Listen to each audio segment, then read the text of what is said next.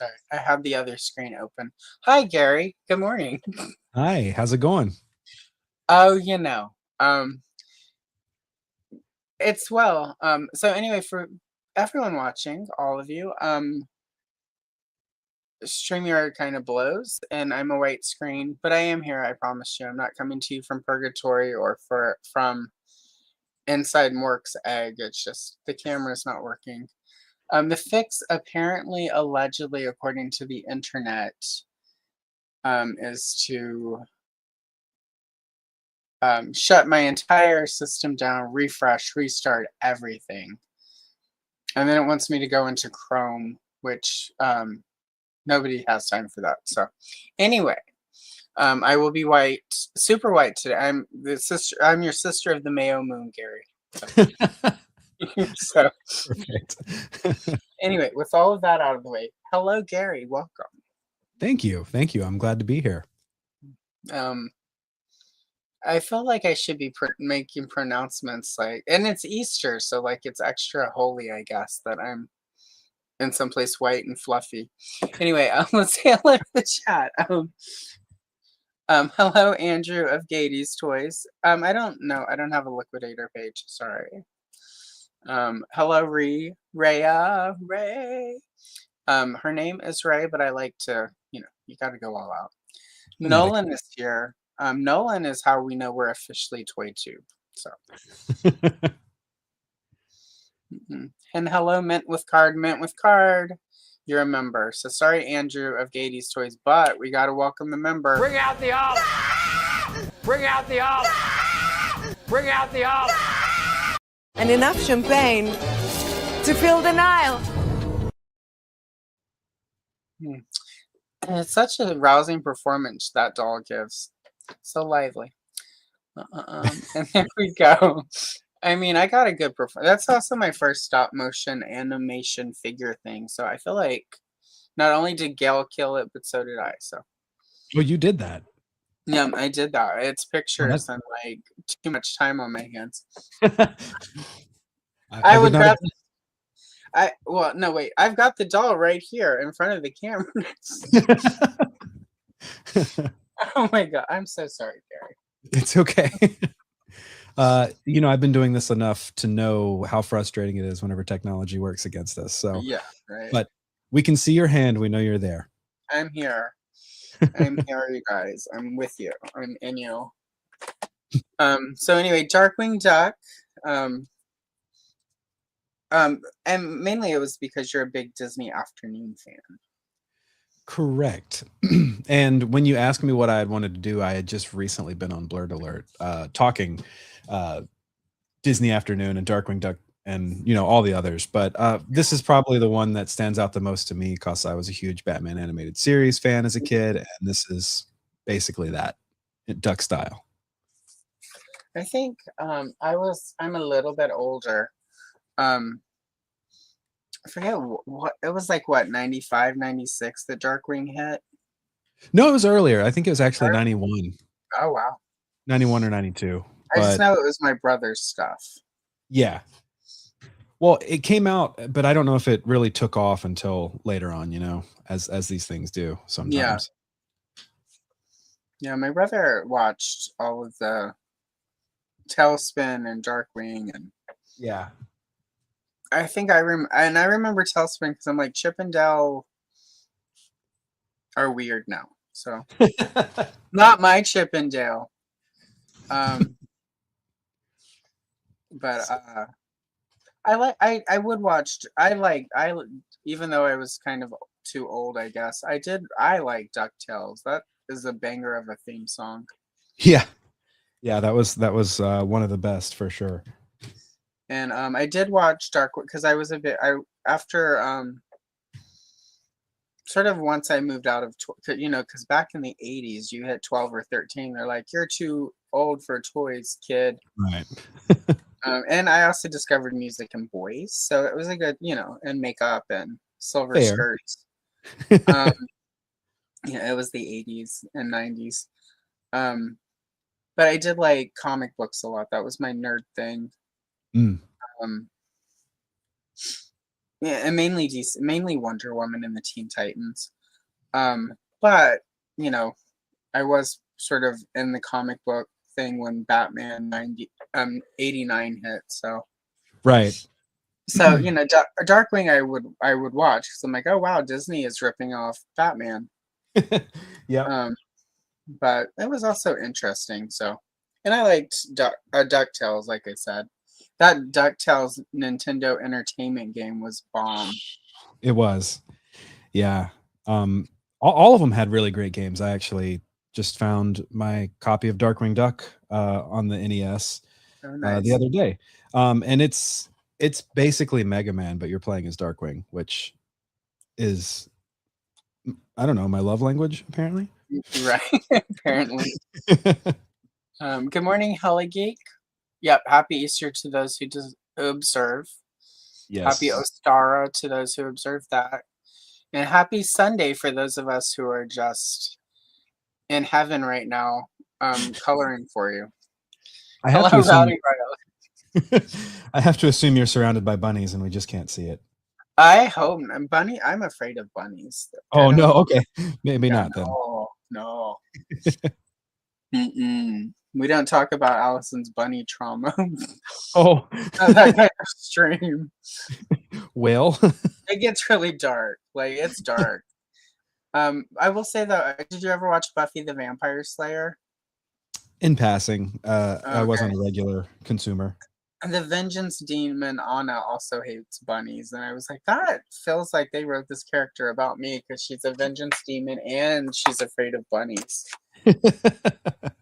Thank you, mainstream media, Josh Whedon, Yeah. before you sucked, for saying me. She brings vengeance to mortals and she's afraid of bunnies. I'm in. You know, so. But yeah, no.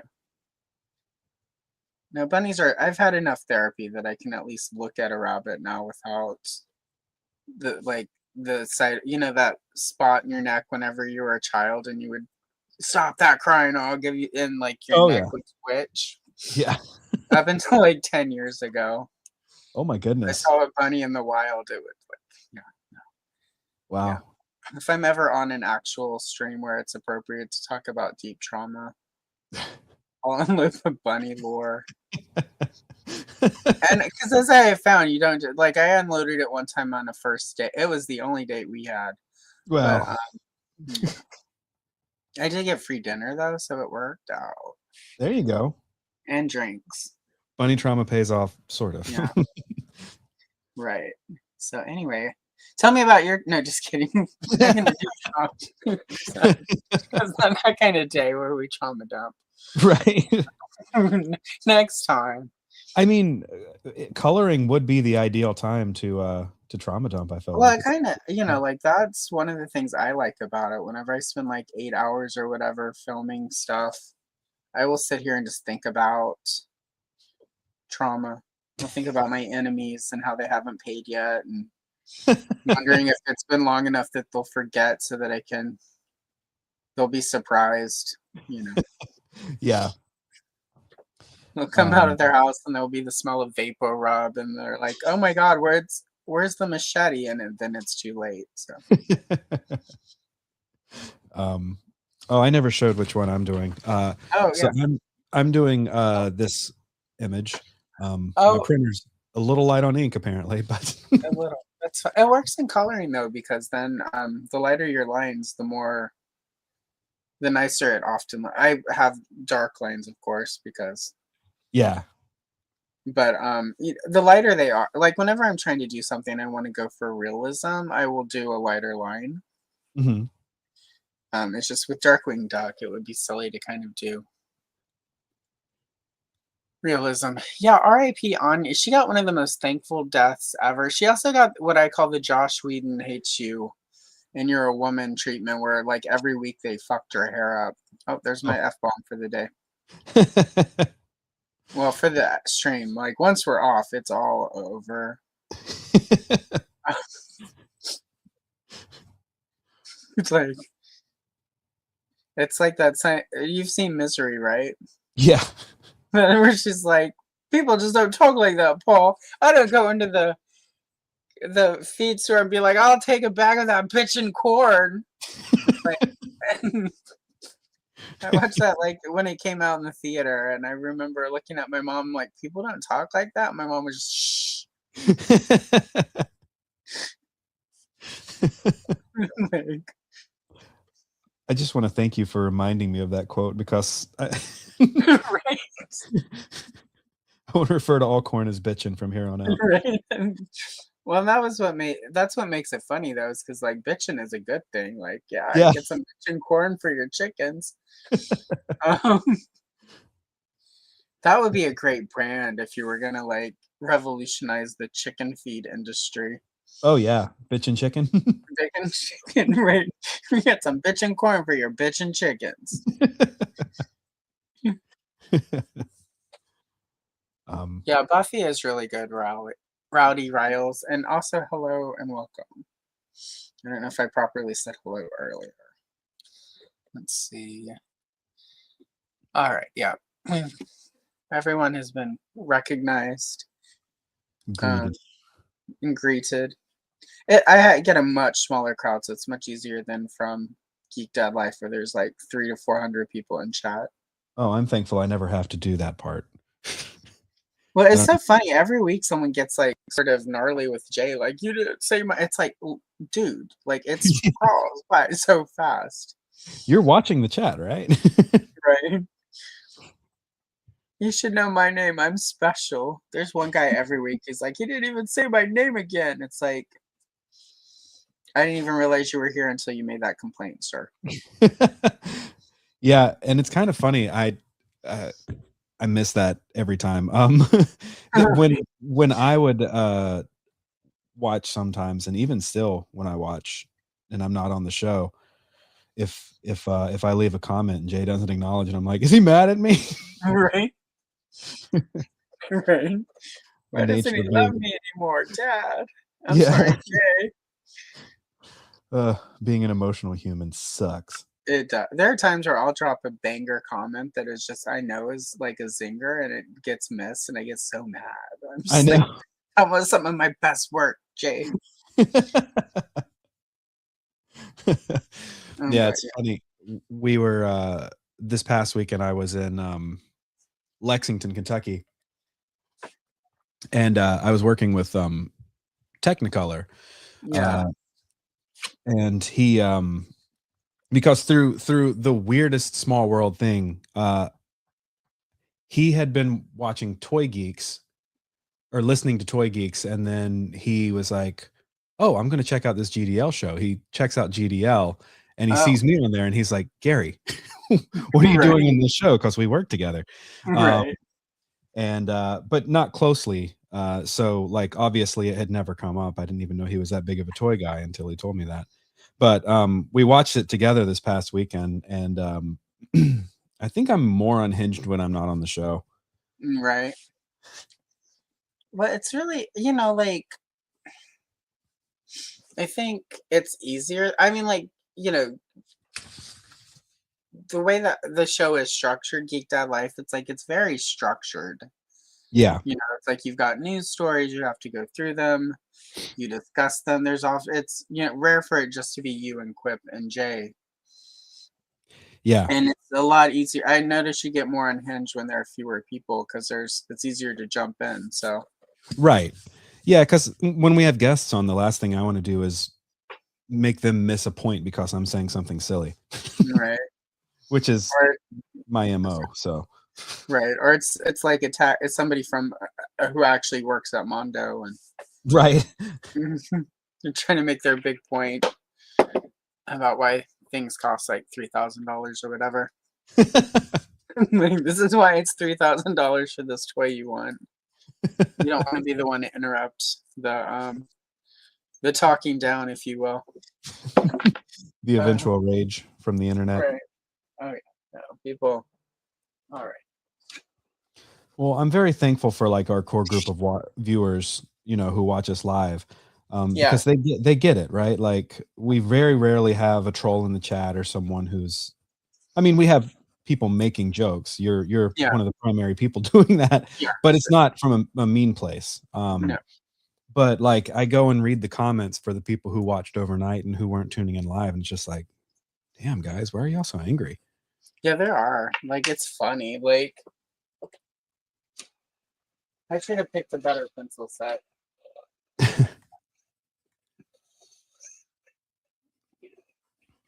I picked one of my budget sets, and there's a reason it's a budget set.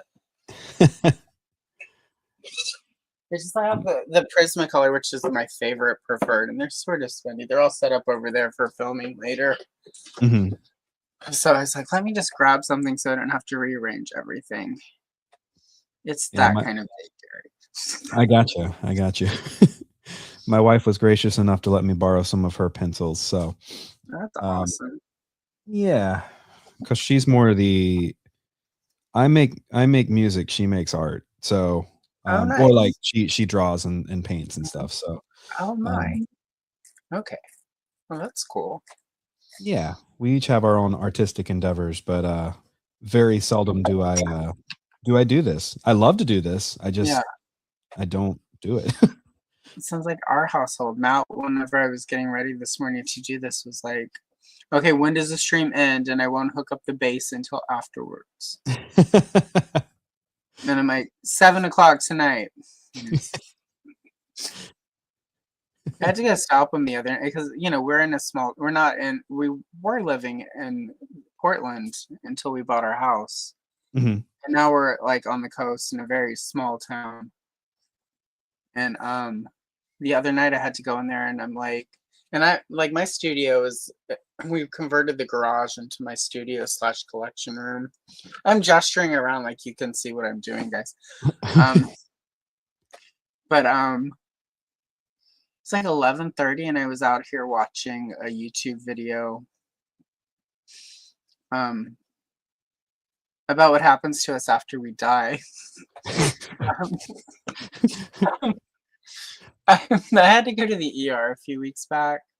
I'm just getting over a really nasty case of bronchitis. Mm, So bad I went to the ER, and so that when you have to go to the ER and you feel that bad, it just puts you in this headspace. right. And I was out here watching the scientists like, when we die, it's just done. There's no afterlife. We're electrical. It's like when your stereo dies, and I'm like, I don't like this guy. And then I'm like, I hear Matt playing electric bass, and I can hear it out here through the walls. And I look at the clock. It's like 11:30, and I'm like, you can't do that. We have old people all around us who are like about to death. They're gonna think it's the angel calling them home. And then they'll die, and young people will move in, and our property values will go up, but we'll have young neighbors who want to go out in their yard during the day and be loud. No. All these old people around us to be happy. Yeah. I mean, given the age of your neighbors, you're probably not the only one watching that YouTube video. Oh, some of them are about to live it. So, like, That's a funny way to phrase that. yeah, right. They're about to live death. Yeah. Well, I mean, we've been here. We bought this almost. Oh God, it's been almost 2 years. Jeez, time flies when you're old. But not that old. But in the time we bought this house because the people who lived here, he had died like 10 years ago, and then she was moving into an assisted living facility. So that's how we got this house for a really good price. Hmm. And then the old man across the street died like 6 months after we moved in. The people next door, well, it was sort of like a family. So like the mom died over there. So now it's just the 2 kids that still live. They're in their 50s. So kids is selective, but Relative term. Yeah. so basically I'm a harbinger of death. So they all started dropping when we moved in.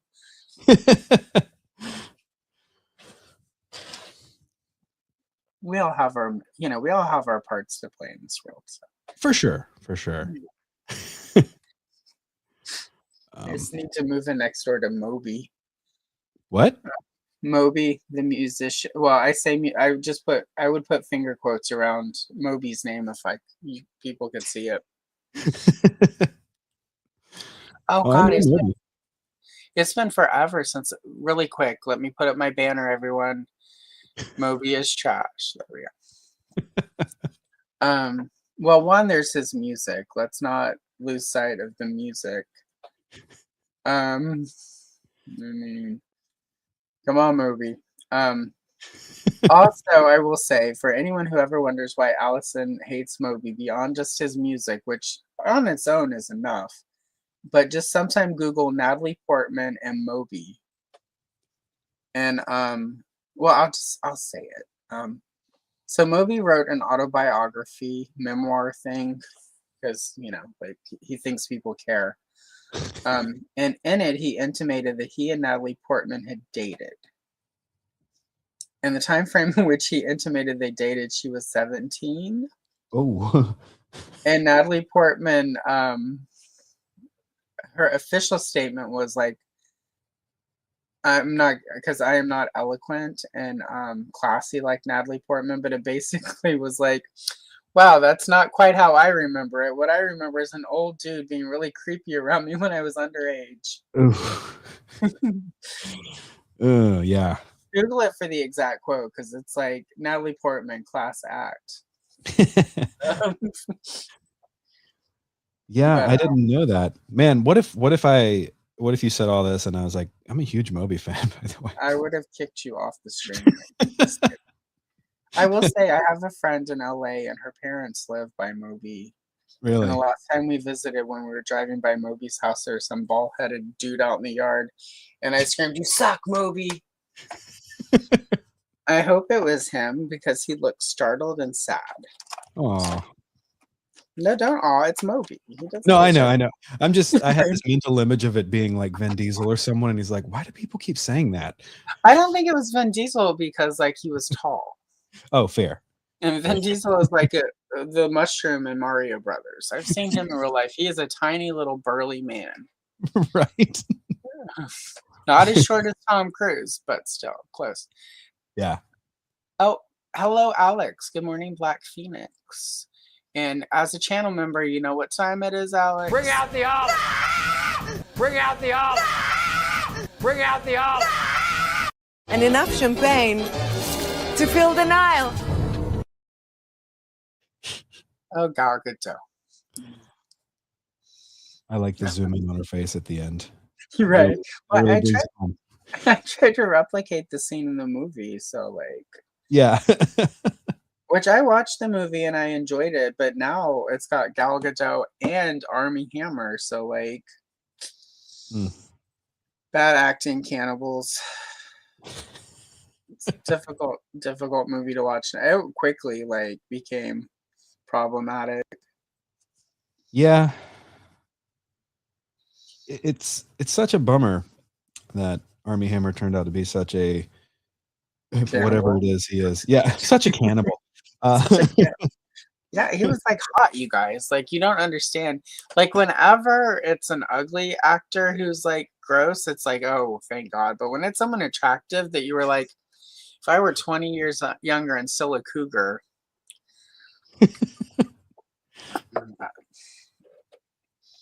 Yeah. Yeah, I do, Alex. I remember when he flipped Moby off. I was just like, yeah, Eminem. Right.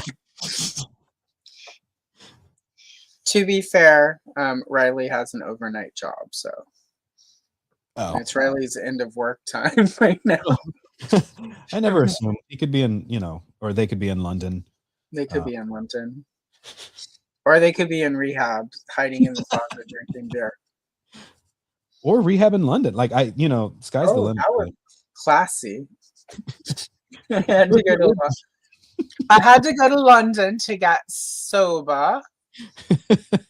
Oh, I don't know what that was. It's too early for me to try to do accents, guys. Sorry. Yeah. I have to work up. To work up, and I have to watch a couple British things. I was doing okay yesterday. I went on Universal Toy Hunter. They're in England. They did a movie quiz thing, and I participated. And I went on that, and they're all British. It was me and an American against each other. I picked Friday the 13th from 1980, 10 out of 10.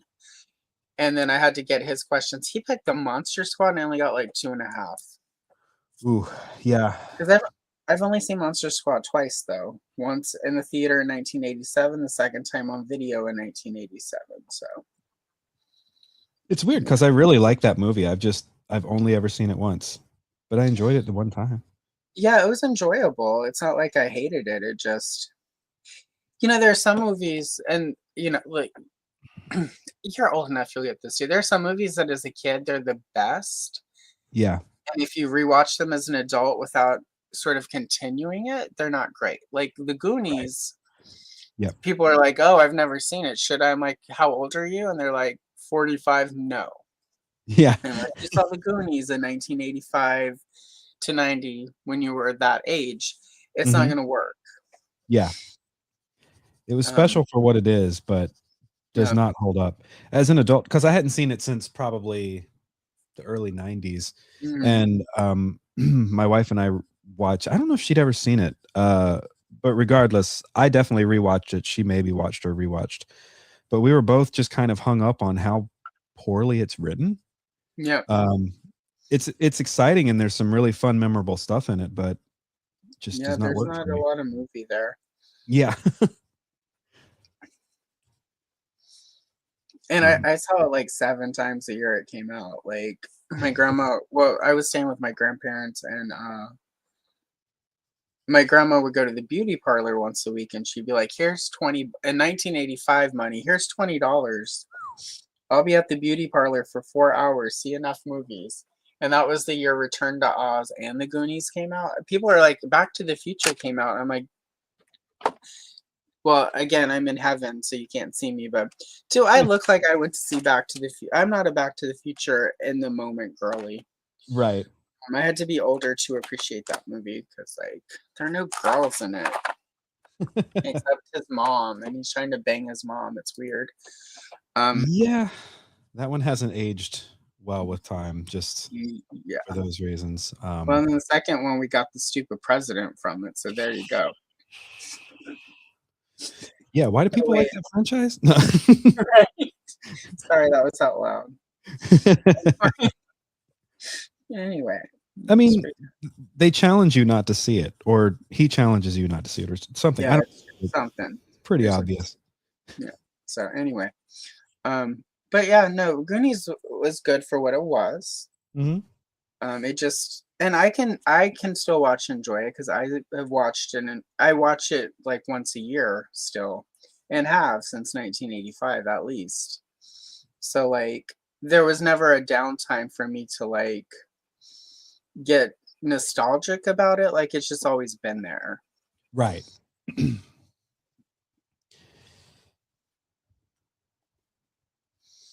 And so, but for people who didn't watch Goonies in 1985 to 1990, when you were 12 to like, like let's say 8 to like 13, because 13 in the 80s was way, and even the 90s is way different than 13 now. It's true. Yeah. I'm trying to decide what color I want to go with here.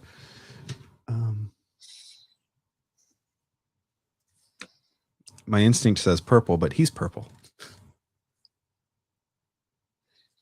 Yeah, it's Return to Oz is scary. Yes, it is. And good scary. Yes, the Wolfman does. See, I remember the Wolfman Has Nards. I've seen that movie twice, and I remembered that. Right. Oh, that's right, Riley. I forget. Riley's also on the East Coast, so it's afternoon there. It's not even noon here on the West Coast yet, so that's fair. Yeah, Return to Oz. And speaking of Return to Oz, everyone go watch my Return to Oz Part 1 if you haven't already. Nice plug. I have a vintage Return to Oz coloring book that tells the story, so I'm going to do the whole coloring book in like 8 episodes. So, oh, that's cool. Part 1 is out. Part 1 is out, guys. Go watch it. Part 2 will be out at the end of next month. Well, the end of this month. So, anyway, sorry. No. Gotta always be plugging. That's what Jay has Yeah. taught me. Always be plugging, especially if you're Moby and you need the hair. No shade to bald men unless you're Moby. Right. That is. Otherwise, sorry. No, I was just gonna say that is specifically a dig at Moby, not other Yeah, right. bald men. Bald is beautiful if you can work it. Mm-hmm. Bruce Willis was beautiful as well. He's still alive, so technically, Bruce Willis is a beautiful bald man. But Right. oh, Bruce Willis. That one's a bummer. He was supposed to be my second and fifth ex-husband. It just never worked out. We can Maybe never they had it line mapped out. I went to Hollywood, and all that happened was I ran into Tom Cruise at the Celebrity Center. Ugh, How was he? short. Yeah. He's just. I've heard people like he's so nice. He's just. Yeah. I don't know. I'm sure he's friendly or whatever. I just wasn't impressed. And it wasn't even actually the shortness. Also, if you run into somebody who at the Scientology Celebrity Center, there's also a different vibe there than maybe if you were at a party and ran into them. Yeah. So. Yeah. I've never met Tom Cruise. I've worked with people. I regularly work with people who have worked with him, and like generally the feedback is he's a wonderful human being. But yeah, he's good to work with. Like, I don't take away from that. Like, no, I've never. Of sort of the people who I know, a lot of people who are like makeup artists and like crew members, and none of them have terrible things to say about him as far as his work ethic, his attitude on set. So, yeah, I mean, which that's a nice thing considering how many people are awful to work with. I did extra work on Miss Congeniality. Oh wow. Sandra Bullock is very shy. Some people were like, she's such a snob. It's like, no, she's just shy because she's not making eye contact with anyone and her head's down. Right. If she were a snob, her nose would be in the air and she would not be making eye contact. Well, you probably also, because of the type of work you do, you get to see a lot of celebrities sort of in a very vulnerable time, like because they're going out to do these signings and meet people and like. Yeah, absolutely. It's got to be very humbling as well for some of the older stars who once upon a time wouldn't have ever considered doing a convention type situation. Oh yeah. Yeah, it's crazy. And some people are just like they're so afraid of it until they do it and they're like, "Oh, this is what I've been afraid of all this time." You know, it's like where else can you go for a weekend? Have people give you money to tell you how much they love you. And right. It's kind of a surreal thing. And you know, just this past weekend I was working with Marley Renfro, who was Janet Leigh's body double in Psycho. Yeah. And I just think it's so cool that all these years after Psycho came out, there's still a space for her to go and meet fans and interact with them and create memories at 80, 84 years old or however old she is. It's kind of a beautiful thing. Well, you know, and especially Hitchcock, like there's never going to be a time where people aren't sort of studying Hitchcock films, like because I over Christmas, on Christmas, I took the day off from everything and just stayed in bed. And well, I made dinner, like you have to do the dinner and open some gifts and shit. But otherwise, I stayed in bed and I rewatched Vertigo, which is one of the things I often do on Christmas for like the last 30 years. I still cannot tell you what the hell Vertigo is about, other than there's like a woman who's the same but not the same, and the mom from Dallas is in it. Right. paints bras or something, and then Jimmy Stewart's kind of a cat, Right. and I love it. It's beautiful. I like sit there and gaze at it. I Mhm. don't know what that movie's really about. I can't figure it out, but I watch it because it's Hitchcock and there's just poetry to the like every frame. Oh yeah. And so I Yeah. don't think that will ever go away.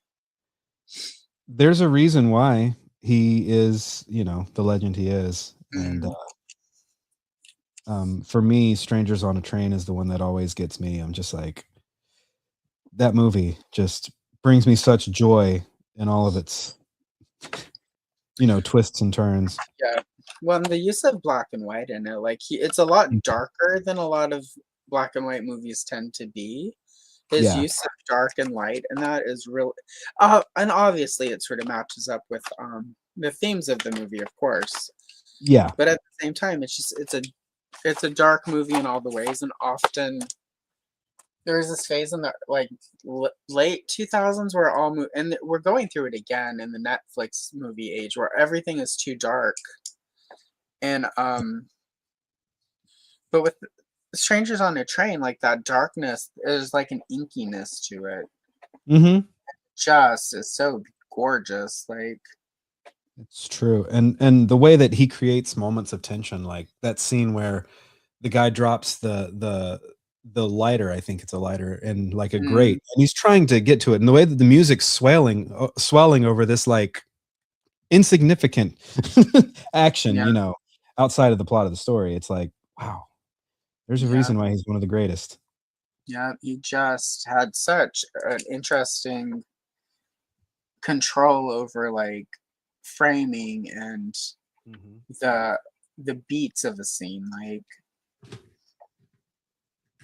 my brief time in when I was taking film classes in college, like it was just so masterful. Like just sitting there and like and the professor sort of teaching us how to like watch a movie from that critical lens to see what the director was doing, and it was just Yeah. Hitchcock was one of the best. That's really special. I mean, I never studied film. I've watched a shit ton of them, but I've never, Yeah. actually done like the proper school side of things. Um, I'm very much you can ask me, it's nothing against Buffy from earlier. Like you ask Yeah. me most TV shows, I haven't watched them, but I've seen so many movies. Just for me, movies are easier Mhm. because I can dedicate 2.5, maybe 3 hours tops, and I'm done with it. Yeah. Whereas a TV series, it's like that gets me halfway through a season, Yeah. if that. I'm sort of a fan of the television where it's like it's either like 12 episodes only. Like I like the mini series Mhm. where it's like you maybe 3 episodes, 2 hours, 6 hours of movie, but that's it. That's the story. You're done. Yeah. Um and like what like Buffy is a good, I kind of watched it when it was on the air, but I didn't watch it as much. I didn't watch it regularly just because life. And Right. then whenever it ended and they were releasing them all on DVD, I would buy the sets and then I would, like get the set on payday. I would have 2 days off. I would stay at home. I would write, Mm. clean the house, and watch Buffy. So I would have like, knock out like 12 episodes every weekend. Yeah. Um, so it was like a sort of movie, but it wasn't. Even now, if I try to watch a TV show like as it's live, like Stranger Things, I have not watched the last 2 seasons, Right. because it was too long. So I'll Yeah. have to go back and just watch it from start to finish now. Yeah, But that's really the way to do it. And personally, I'm not even sure it's worth it, but uh that last season was a struggle for me. But it had some nice elements to it.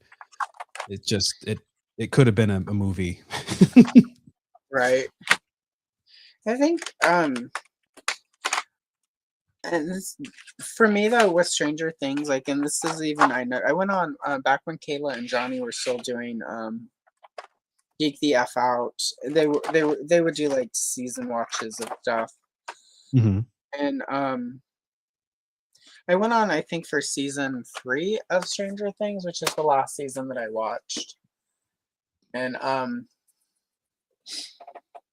I realized when it was like on I was like on a live stream talking about it that for me I'll probably be fine with the last season of Stranger Things because for me I realized when they were sort of really getting into the story and really Mm-hmm. ripping it apart, I'm like, oh, for me Stranger Things is a vibe. It's not the actual, it's the aesthetic, it's the 80s-ness of it. Yes. So like this, and they like in a really cool way. Like this isn't like they're so it was just I realized for me like Stranger Things was not, it was like the their scenes were good. Like I was responding to scenes, I was the vibe of it, but I wasn't actually invested in like, which I think is why it was really easy that I haven't watched those last 2 seasons because like I'm not ready for that vibe yet again, I guess. Yeah, that's such a good way to put it with that show. It is very much a vibe show. And that's what initially appealed to me about it. And then it got too like story heavy for me. And that's Yeah, kind of when we dropped out a little bit. But I think that's what happened. Like in season 3 for me, I think part of it was it started turning into like really tight story and Mhm. um Yeah, that was the thing about Cobra Kai. Like I really liked Cobra Kai. Uh, I was sort of like a casual Karate Kid fan growing up. Um, I saw the first one quite a few times, but never liked the second or third one. But then somehow Cobra Kai, with the way that they would bring back characters from other films, and suddenly kind of like they figured out how to retcon parts 2 and 3 for me to a point where I even liked them. And I was like, how right, did they do that? right. um, but I haven't finished that one. As much as I love it, like I've still got to finish the last season. I just haven't been in the mood to go back to it. I watched So, bits and parts of it. What I found interesting was sort of the way they retconned the relationship with Elizabeth Sue's character. yeah. Like where they added depth to it that obviously that it didn't have in the beginning, which is why it was so easy for them to get rid of her for the second movie. Right. But Unfortunate, but true. well, I mean that was pretty I mean, unfortunately, that's pretty much the standard for 80s. Like even in Back to the Future, it was really easy for them to get rid of what Claudia Wells and then Elizabeth Shue. Yeah. Poor Elizabeth Shue. Yeah, she had adventures in babysitting though. She did, You which can is never take that from me. nope. I mean, arguably the best of all the things she had. Yeah, Don't quote nobody me on leaves, that. nobody leaves the stage without playing the blues. Yep. The best though is Penelope Ann Miller when she's stuck at the bus station hmm and she's trying to get in there and it's like, get out of my house, and then she kicks the homeless lady stuff out. You just moved, and then the entire hot dog sequence. hmm Where she's trying to sign a check over to the hot dog vendor. Chris gave me this check and signed it over to me for some press-on nails, and I could sign it over to you for the hot dog. And he's like, I only take cash. I don't have any cash. Then I don't got a wiener. Just, the 80s. hmm Yeah, good stuff.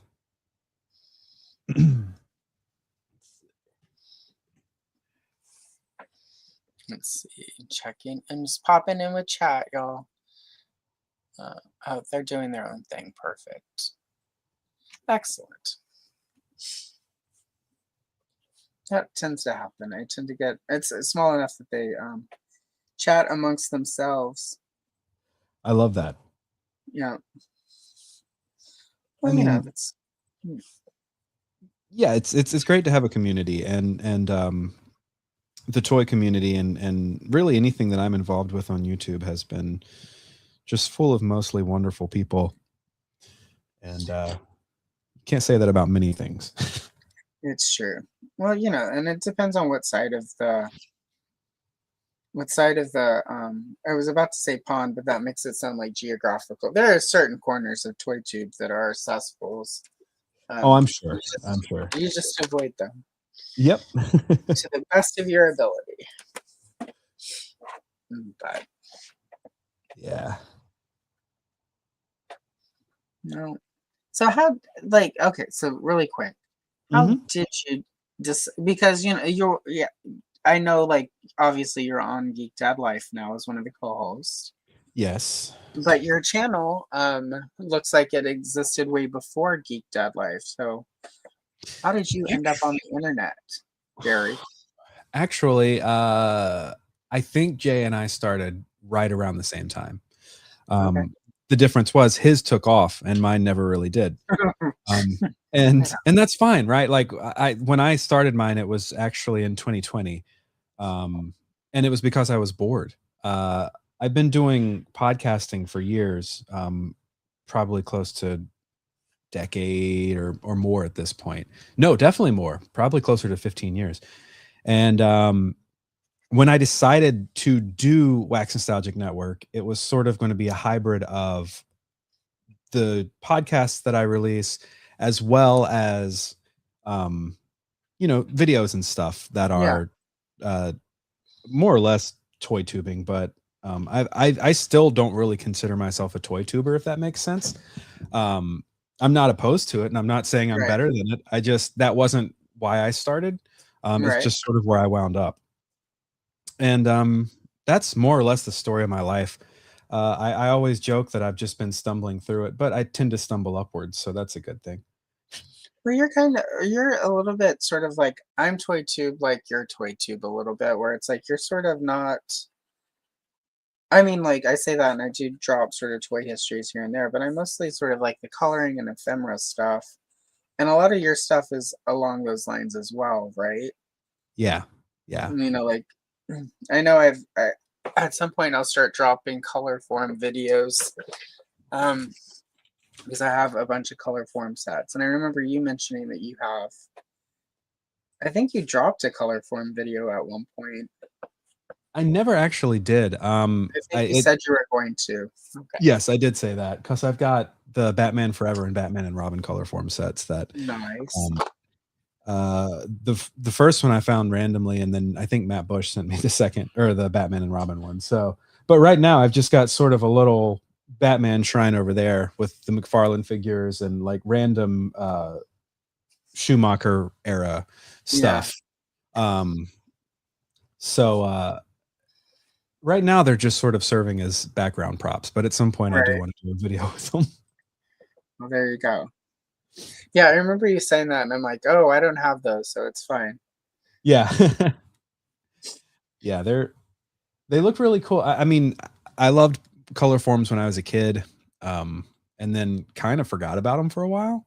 Right. So I don't have many. I think I have those, and I might have no, I think that's it. I don't think I have the ones I had when I was a kid anymore. Yeah, for me, color forms are huge, way more in like sort of the 70s and 80s. My first thing that I consider like a real toy. Well, before Star Wars, there was Peter Pan. It got re-released in 1976, so that's the first Disney movie I remember seeing at a theater. Yeah. And all I wanted in the entire world as a child of 2 or 3 was a Malibu bar. No, just kidding. I wanted a Wendy doll from Peter Pan, but they didn't really have that. And all my parents could find were color forms. Right. So my first sort of licensed toy was Peter Pan color forms. And then at one point in the 80s, you get the big deluxe set. So we had like the big ET, which had like a fold out. And the Smurf Village that had like some fold out mushrooms. And so we had like this giant box that had like all the different like backing boards and all the color forms in it. And I would have these big, massive color form adventures. That's cool. Yeah. So. Yeah, I'm a sucker for that sort of thing. Like it's just such a neat toy idea where Hmm. you get multiple essentially toys or figures, in each thing, Yeah. um, and a play set, and it's kind of like a cheap Lego, I guess, or something along those lines.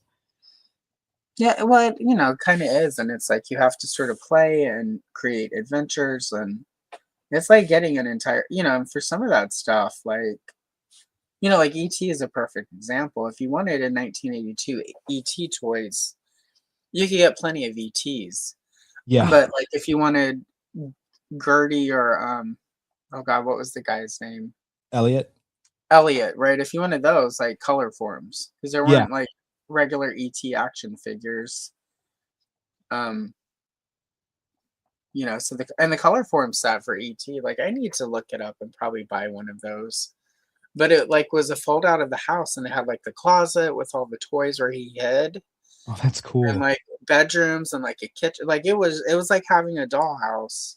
Yeah. Uh, and at that point, we were still pretty poor, so like that was as close as I was getting to a dollhouse that year.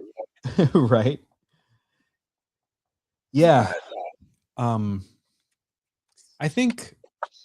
Well, I guess also I was sort of to jump back to your previous question about how I got involved. Um, After doing my show for a little while, and then when Jay lost his longtime co-host of the show, mhm, it was just kind of easy enough for me to step in, because I think John and I had similar vibes, mhm, and and I knew both of them, so I was grandfathered in, for lack right. of a better way to put it. Um,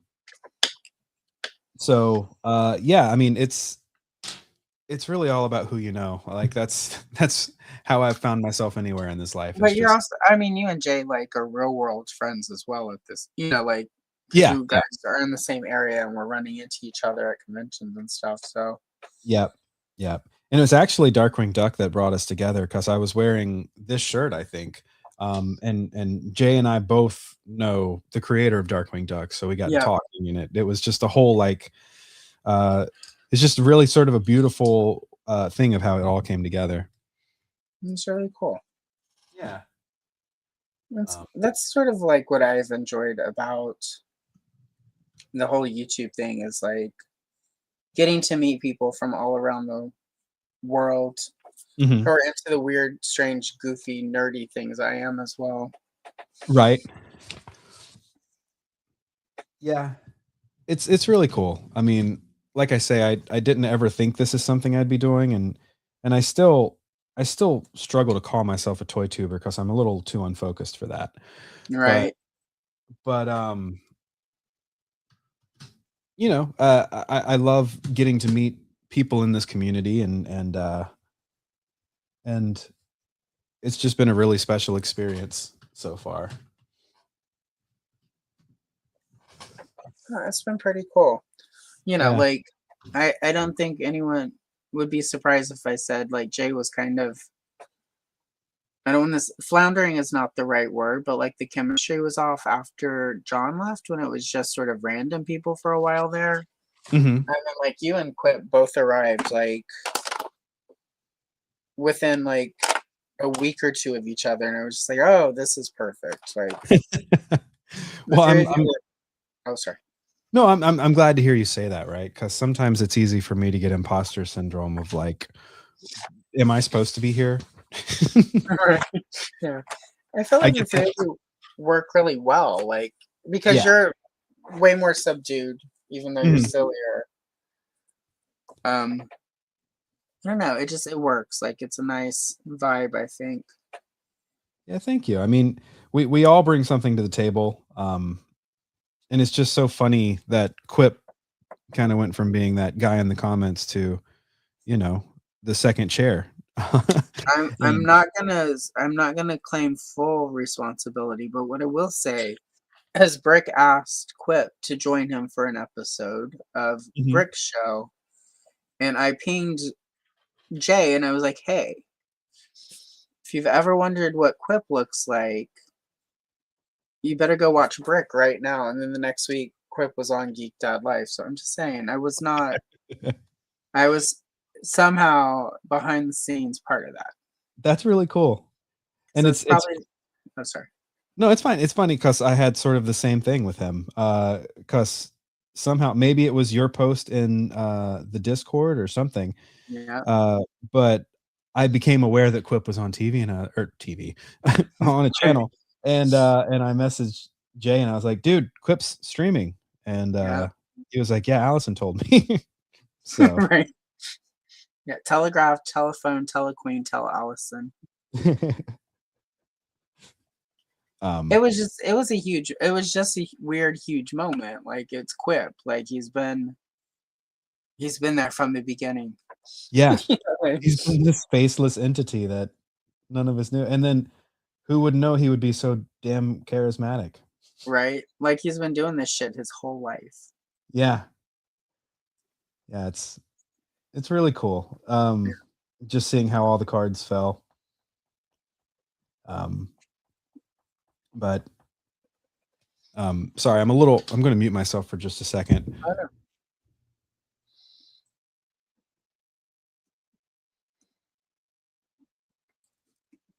Sorry, I picked up a cold after Lexington, and so I'm mostly better, but I've still got the residual cough that I'm trying to shake. Oh, no need to apologize. I'm still at the phase of recovering from the bronchitis. Yeah. Well, one, I haven't had to use the inhaler yet today. Oh, that's good. Yeah. I've never been asthmatic. Yeah. Waking up one night feeling like I'm drowning and suffocating all at once because I couldn't breathe because of all the gunk was not pleasant. That sounds scary. It was very scary. And my I shouldn't say this on the internet, but my greatest fear is drowning. Right. It feels like the worst way to die. Seems like it. Yeah. So, but yeah. So like this morning I woke up and there was a little bit. We're still in the purge season of the gunk, but it's like when I wake up, and then usually about halfway through the day after I've gotten my movement in. Mm-hmm. I'm not back on the treadmill yet, but I'm getting walks in so that I completely lose all muscular structure. That's good. Yeah. Got to stay active however you can. I've never experienced anything like that, and it terrifies me. But given what you just said, I would probably be Googling or YouTubing weird shit too. Yeah, I would the whole process of it was and I'm also not a good person. I'm not good at being sick. Right. Because this will probably surprise most people, but I'm very much a control freak about myself, like my my own autonomy, right? Right. Like you do whatever the hell you want. It's your life. Mm-hmm. But once I'm involved, like no. And being sick, you have no autonomy. You're at the mercy of your own body betraying you. Mm-hmm. And so it's not easy. So which of course for me like kicks me in depressive mode. So not only am I sick, morbid, Googling symptoms and finding all the horrible things it could be, but also it's making me extra depressed and morbid. Yeah. Oof. And then some scientists thinks we're just like machines. We are stardust. Yeah. So, and if that's what he wants when he dies, I love that for him. But I need a little bit more, guy. Sure. It was funny reading the comments where like you get all the super religious zealots who are like, no. Mm-hmm. And then you get the people who you can tell are like science minded, but still and they're like, matter can neither be created nor destroyed. The body weighs less after death, which means the soul has weight, which means it's mass. Therefore, we cannot be destroyed, and we still exist in some capacity. Like I like that. I'm like, that's science and magic. We're in. Yeah. Right.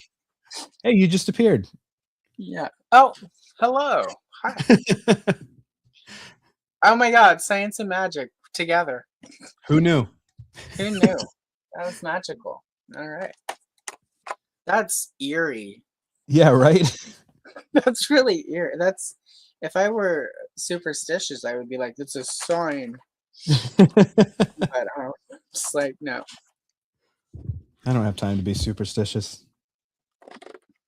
I grew up in the South. Like it's hard to Yeah. not have some superstition happening, but Sure. Where did you grow up? I grew up on the Gulf of Mexico and Louisiana. Oh, okay. So What part of Louisiana? the South, like right on the Gulf of Mexico. Oh, yeah. On the Not coast. not a Sorry. specific city or anything I would recognize by name. Yeah, no, you would not, and we don't talk about it on the internet because that's how you get in the algorithm, and I don't need anybody I grew up with Oh, fair. in my comments. Like, Yeah. No, I get that. yeah, no, I understand. yeah, no, you would. It's not anywhere glamorous. Yeah. Yeah, definitely not New Orleans or wait, definitely not New Orleans. There we go. You got to work into that if you haven't been talking Southern. Yeah, it's funny. I go to New Orleans for work from time to time, and I'm usually there with someone who grew up in the area, and her accent changes the moment she arrives, and then through association, my accent starts taking on like a version of hers, and then I'm like, am I being offensive or what's happening No, here? I do that as well. Like, Yeah. I briefly, very briefly, but not briefly enough. I call him British Carl because he was from England. I dated him for like 4 or 5 months, and after a while, when I'd be around him, I started becoming like Madonna British. So I technically pick up accents, and like because I have family from Texas and Louisiana, I kind of get both accents. Yep. Depending on who I'm talking to or whatever. So it's fun. Yeah, it's funny. She lives in Texas now. And so but she doesn't have like a traditional Texas accent by any means. Right. She's got a little bit of an accent, and then whenever the Nolan starts to come out, she takes on, it's almost like New York, like it's just this strange amalgamation of accents. Well, it's because well, here is your factualness. So the accent that most people associate with Louisiana is essentially Cajun, which is a mixture of, sort of like there's a lot of Caribbean in there. So sometimes people will think that people are infecting like a black scent when they certain parts of Louisiana, but it's just that's sort of partly the Cajun, but a lot of the Cajun comes from a lot of those people originally are Creole from Arcadia and Canada. So that's not close to say New York, but it's sort of in the region. So like that's a little bit of it. Maryland is like has a very southern, like Louisiana accent. So right. Yeah. But that's what it is. It's because it derives from sort of the Arcadia in Canada. And then it got mixed with Caribbean and all sorts of other. Yeah, and it is definitely different than Texas. I'm usually pretty. Sometimes if I talk too much about alligators, it will slip out if I don't. If I say don't say alligator slowly and precisely. Right. I can sound like swamp people really quick if I'm not careful. And that's when it started happening because I practiced as a kid losing that because I realized people think you're stupid if you have that accent. So I worked always. I had speech therapy for other things, and my focus was always losing the accent. And then I watched Swamp People one time with a friend, and like it took weeks and months to break it of me again. Oh no. See, I'm kind of the opposite. I grew up in North Carolina. If you hear my parents talk, you hear their accent, you're like, I've had clients who have met my mom and they're like, why don't you sound like her? I'm like, Right. first of all, rude question. But no, when I was a kid, like if you hear recordings of me when I was really young, I have a really thick Southern accent. Yeah.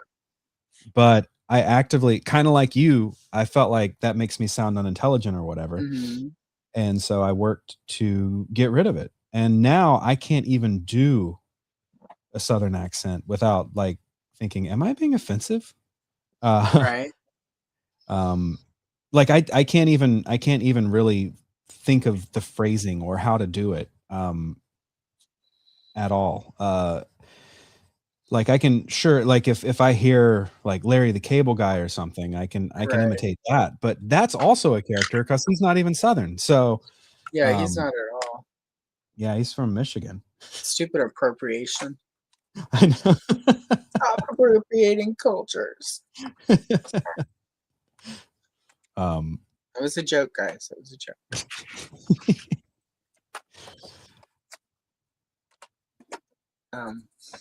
Yeah, I don't. It's just and I remember in high school, especially, people would be like, "You talk so proper." Mhm. It's just like I want to get out of here. I want to get out of there. I want to sound like the people on TV. Yeah, I know. I want to be accentless. But it's funny because I worked in a call center for a very brief period of time. Mhm. And I sat next to a guy who was from Africa. Oh, And interesting. I said, I'm going to tell you right now. This shortly after I met him, I was like, I love your accent and I'm going to start picking it up. I'm Yeah. like, I'm not making fun of you. This is just me being honest with you because it's what I do. And sure Well, enough, I did. it's inadvertent though. It's like you sit there and you talk to somebody, you hear it.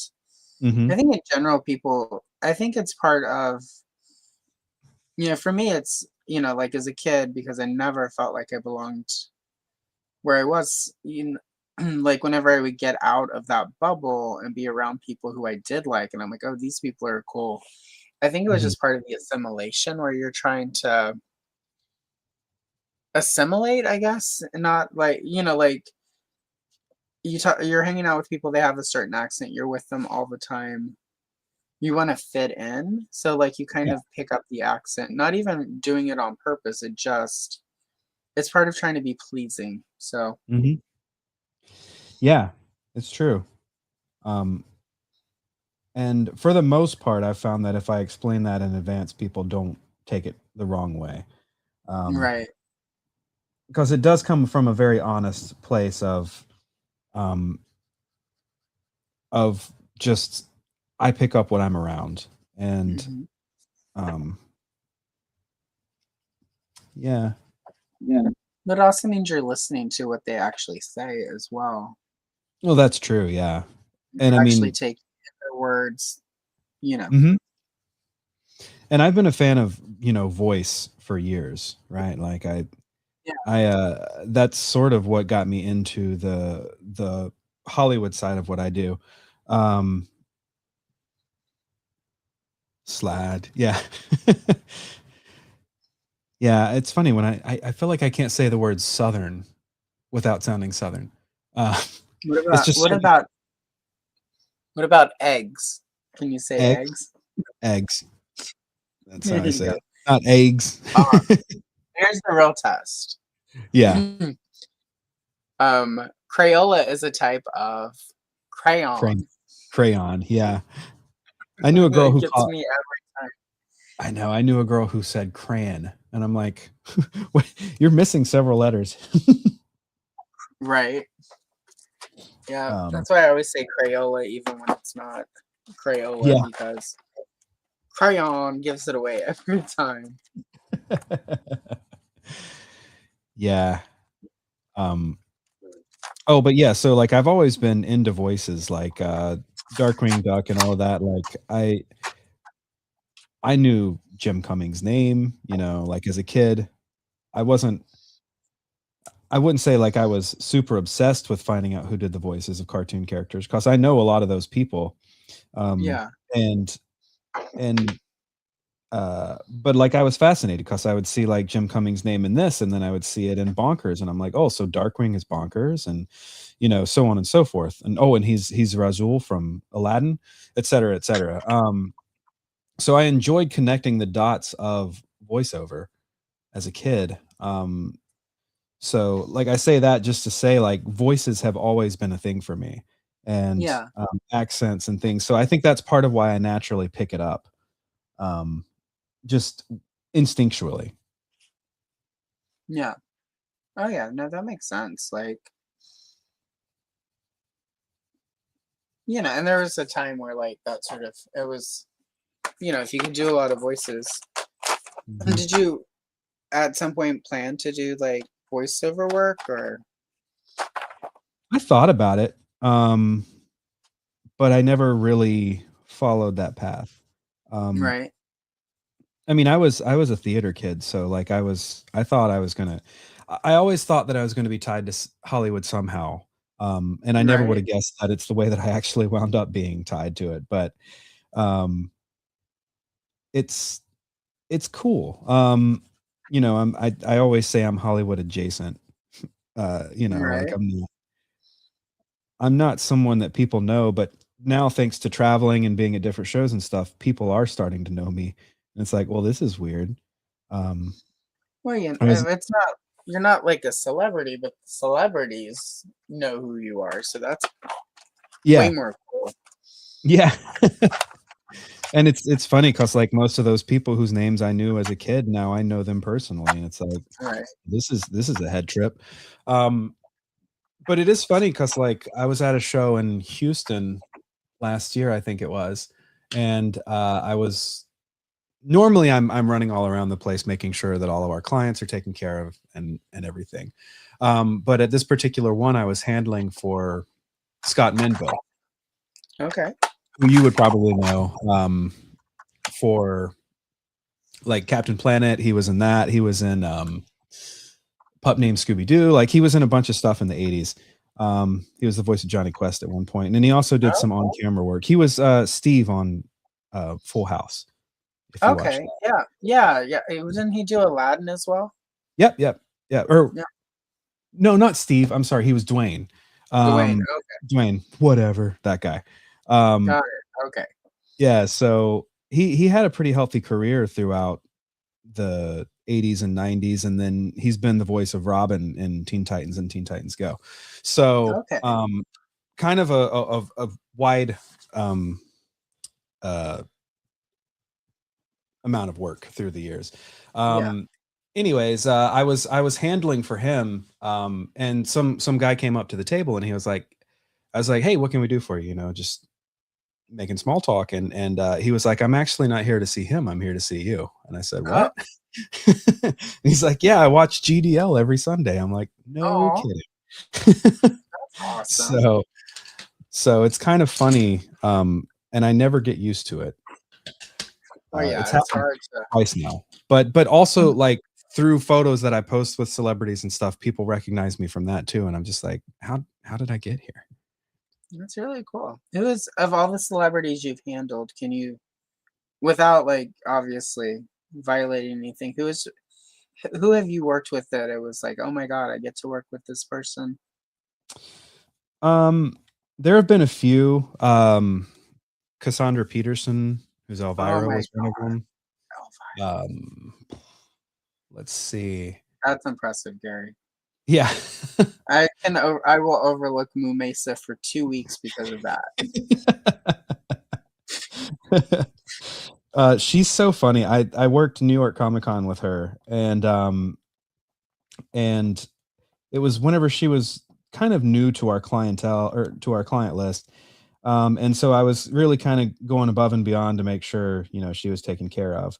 Yeah. So I was asking her, I was like, hey, what would you like something to eat? I'll go find something out in the chaotic halls of NYCC so you don't have to. And she was like, yeah, just a hot dog would be fine. And I'm like, hot dog? And is that it? And I'm thinking to myself, wow, the Mistress of the Dark is not picky. Right. And so I went and I found her a hot dog and I brought it back to her, and dropped it off, and a few minutes later, I went to check in on her, and I was like, "How's the hot dog?" She's like, "It's great. You're a really good cook." And Oh, and that, that cracked me up. But she's a sweetheart. yeah. And just hearing her tell stories, just based on the people that she knew, it's like that's where I get tripped up, because like I'm interacting with these people who, are friends or have known or worked with people that I idolized over the years, and it's just kind of trippy. She and like she used to work with Cheech and Chong all the time. She and Pee Wee, Paul Rubens Oh, were yeah. at the Groundlings. I believe it was the Groundlings. Pretty sure it Mhm. was the Groundlings that they were sort of that same, like all of the people from Pee Wee's Playhouse, like, Yeah. like there was this little what would we call it? Like sort of this cluster of them that were just like sort of renegades for the time, and then they all sort of blew up in different ways. Yeah.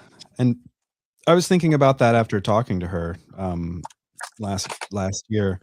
I was like, it's crazy to me that from that small group, we had Paul and her bring Mm, bring us Pee Wee and Elvira. Like there are not really actors doing that nowadays, aside from mm-mm. the aforementioned Larry the Cable Guy, or um Tyler Perry, or whatever. Like, people aren't just creating characters for the sake of characters anymore. Like, gone are Right, the days of Ernest P. Worrell or Elvira or whatever. So it's right. it's just kind of wild to me that lightning struck twice in that friendship. Yeah, um no, it's really interesting though, because that is true. Like that stuff doesn't um it's just different. Like for a while, and that's what's used to be really interesting about YouTube, right? Because in the mhm. beginning there was a lot of that where people would do characters, Yeah. and it almost felt like for a second it was going to turn into that, and then it sort of fell flat, and now it's just you know I think the influencer era kind of killed that from happening on YouTube, because there was a time where people were doing characters, and like you could like get into, and then all of a sudden it's just like people trying to sell you skincare and makeup and NFTs. Yeah, and I know everything has a time and place, but I prefer the more creative side of YouTube to the Yeah, influencer same. focused. Um, I don't, I never yuck anyone's yum. I know people who are influencers, and I mean, good on them. If I have any issue with them, it mostly stems from jealousy. So, Right. um, but yeah, Always it's crazy how everything's changed in that way. But I'm trying to think, like, there have been a lot of pinch me moments for me. But it's more like just random moments that I walk into, or that I'm, yeah. sort of a background player in. Like 2 weeks ago, I was in a green room doing some work, and they wheeled in a birthday cake, and it was for William Shatner's 95th birthday. I'm like, Aw. wow. How is Just yeah. hmm? How is Shatner these days? um I am going to say that he seems a little nicer than Excellent. than he has in the past. Um, Good, good.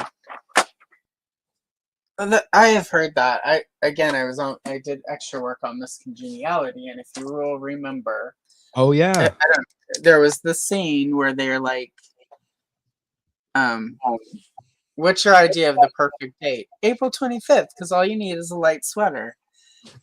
So I was in the audience in San Antonio where they filmed Hmm. that that whole because it was a sequence. There was a lot. That was a couple days of Shatner.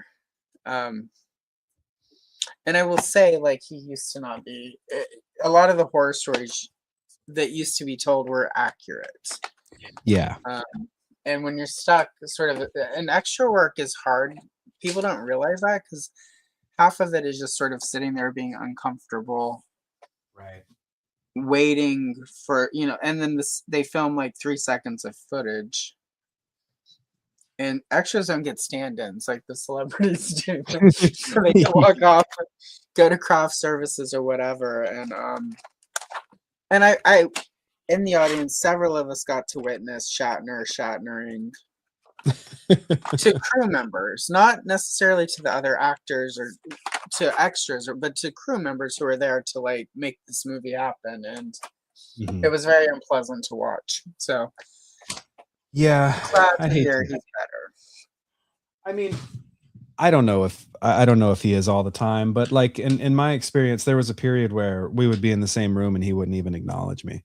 Right. But now he'll sort of give me a half smile, and I'm like, well, that seems like progress. Not that I really care at all whether he likes me, but I don't work with him, so I don't have to worry about that. Right.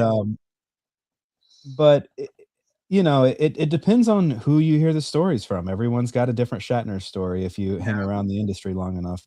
Some positive, others not so much. And I've been fortunate to mostly remain neutral with him. Excellent. Well, that's good. Yeah. He's also getting up there, Yeah. And So. the fact that he keeps doing this, because I don't think he needs the money. So like there has to be some positive. There's got to be some component that he enjoys. Yeah, whether it's meeting the fans or whether it's just being out of the house. I don't know. But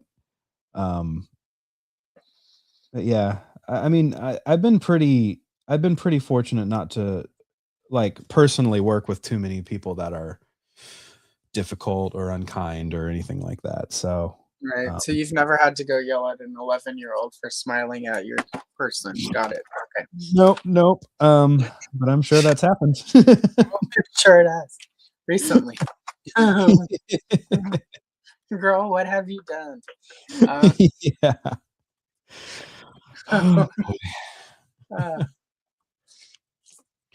Yeah.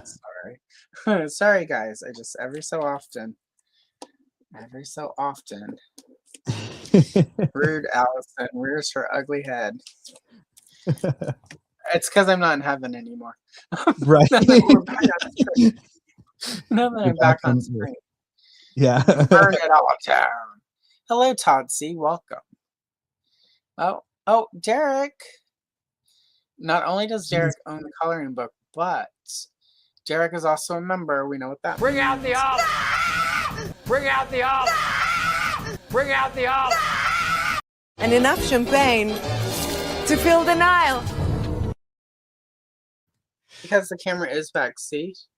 Oh yeah. There she is. Yep.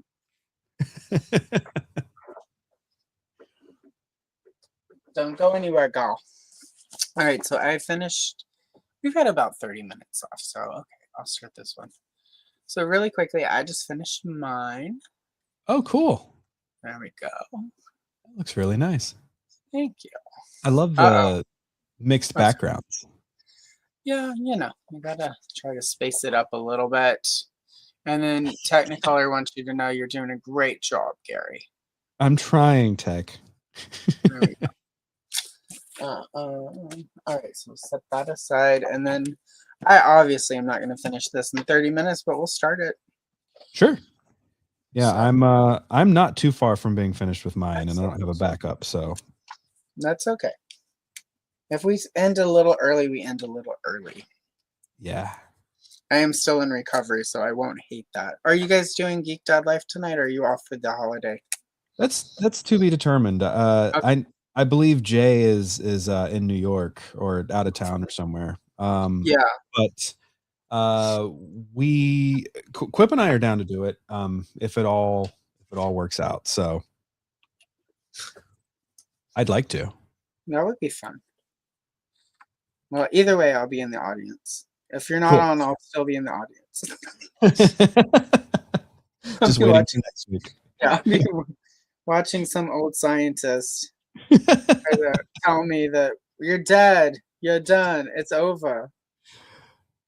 I mean, it's been a pretty good news week for toys. So like I would like to cover some Yeah. of that, but also, I mean, Quip and I could just wax theoretical on Oh, our yeah.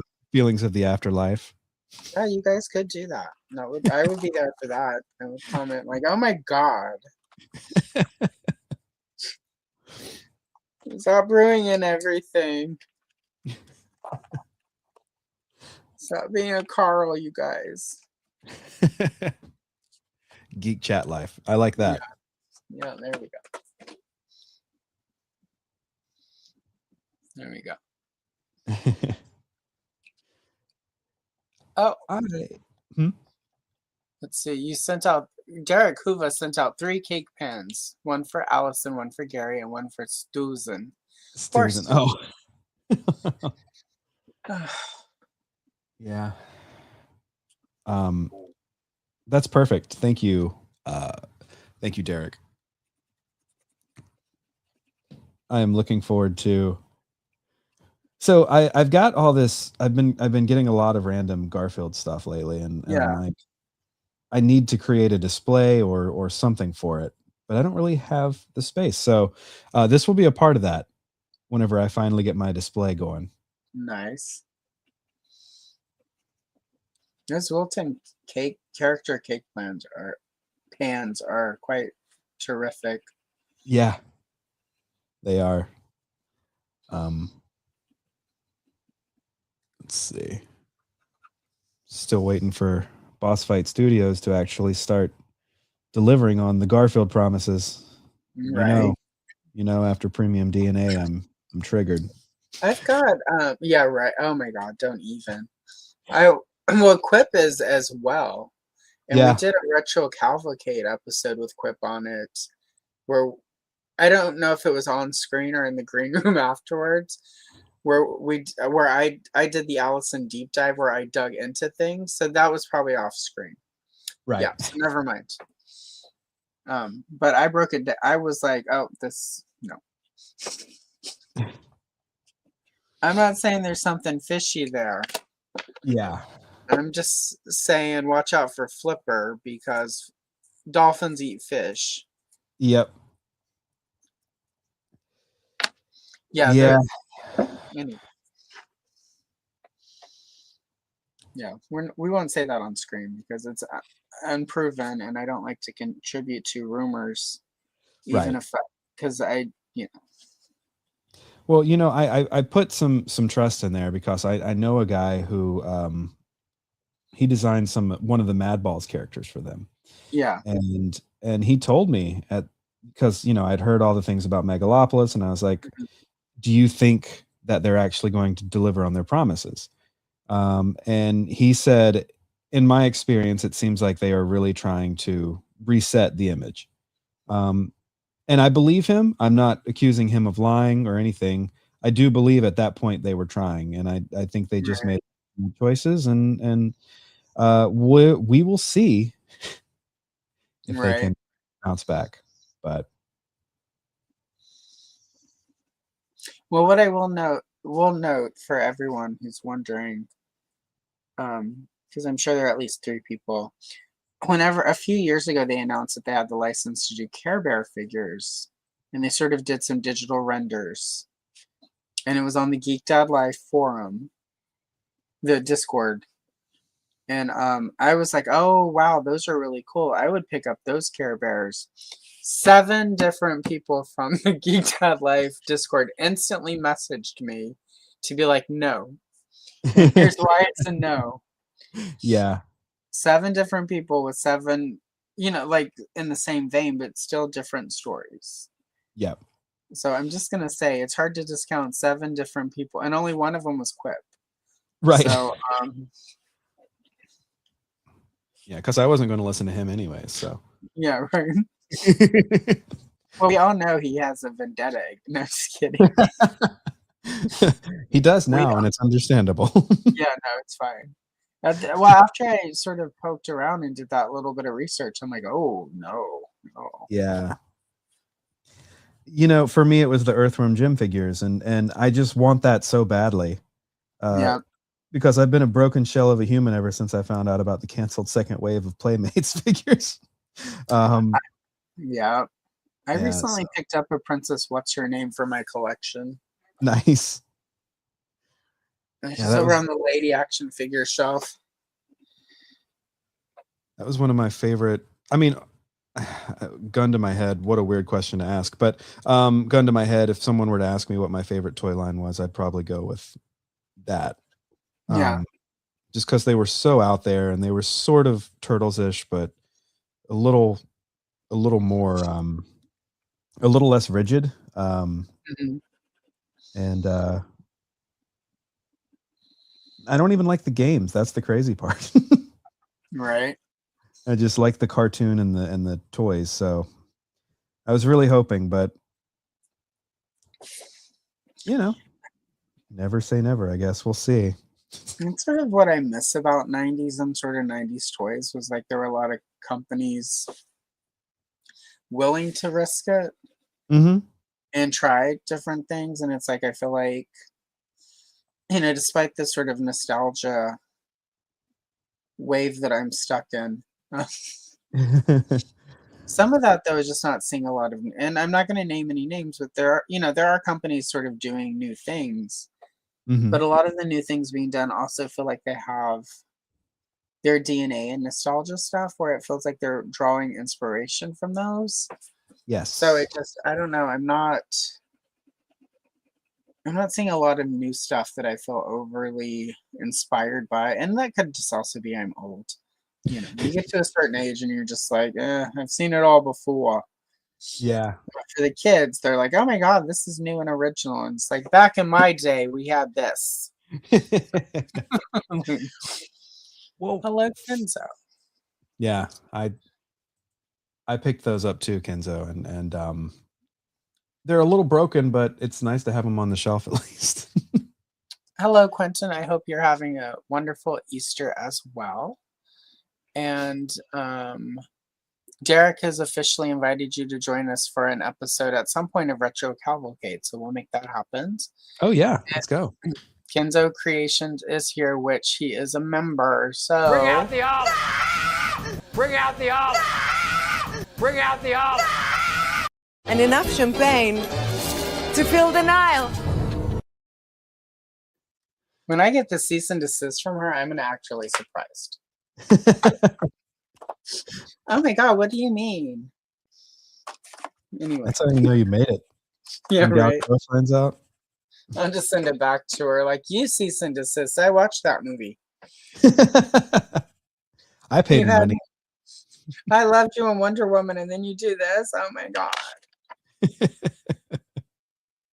We believed in you, Tiffany. I mean, Gal Gadot. Oh my gosh. There we go. There's pop culture for everyone today. We got some America's Next Top Model in there. Let's see. Okay. Color.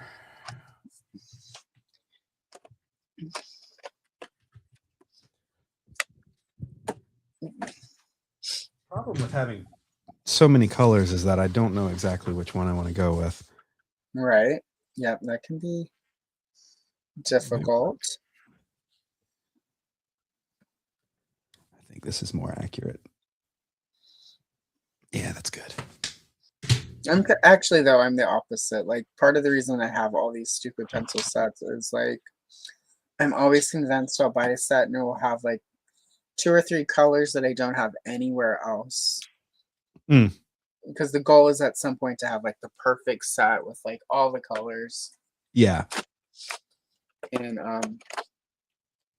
then I'll spend like $30 on a mid-range set and like I'm unhappy with them because they all suck. And I make a video where I'm like, they're all right. It's really funny. I'm just realizing this. To sort of make sure I was getting the colors right. I pulled up an image of him holding the gas gun. Yeah. And I'm just realizing that it's an animation cell of this exact image.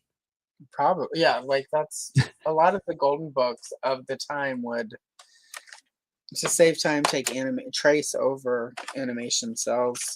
I have some Star Wars coloring books from Canada from the 70s. Because Kenner didn't release any in the US, any color like regular coloring books. Hmm. And That's they crazy. got a bunch of Canadian art students from the local college, and they're like, we need 4 coloring books in 2 weeks. And they literally, some of it is like traced from Marvel Comics. Some of it is badly copied from Marvel Comics. Like you can Wow. tell where they like had a box of prototype action figures and they just drew the action figure. There's some really terrible art in this book. It'll be fun Wow. whenever I finally get around to filming those videos next year when Star Wars turns 50. Oh my goodness. Yeah. Yep. Anniversaries all around. It's true. We just saw the new Mario movie last night, and I keep forgetting that it's like Mario's 40th. Yeah. So How was that? it was good. Okay.